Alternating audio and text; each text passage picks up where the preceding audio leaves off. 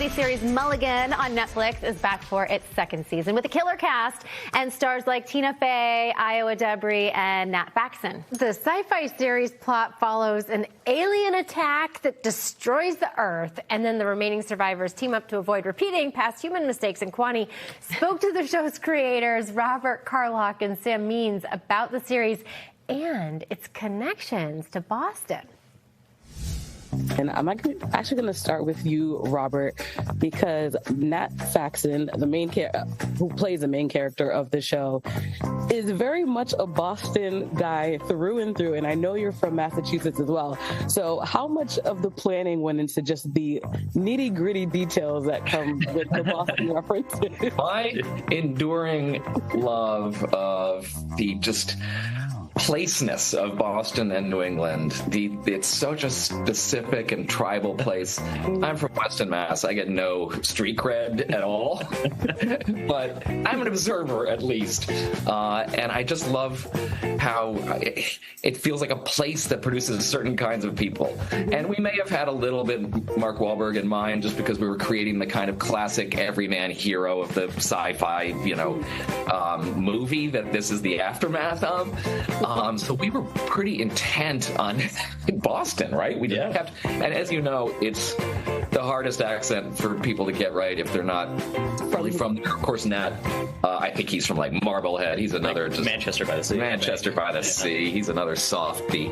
Io Debris is in part from Boston as well. So Io and yep, America's sweetheart, Iowa Debris, who was a writer who was a comedian, and we said, "Can you do some voices?" And he's a great general, by the way. I'm going to the Met Gala. Like, okay, great. You deserve to. But, leaning on that background is just one of my favorite things. There's such a kind of density to me of the kind of Boston character and their attachment to their past and to family and to the Red Sox. And And it can verge on caricature, but Nat brings that sweetness to Maddie that I think makes the whole thing. Yeah. Mulligan definitely encapsulates the grittiness of Bostonian, but also, to your point, the lovable nature of who people that live here are.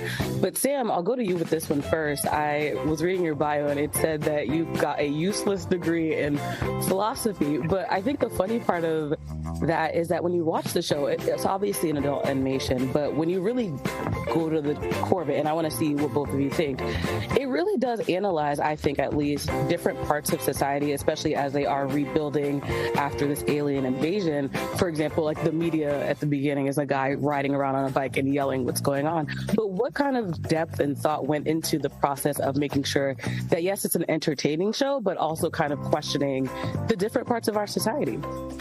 That's a great question. It was a pretty useless degree, but it does inform everything I do in comedy for sure. And from the beginning with this show, part of the question was, if we were things are not great for everyone right now.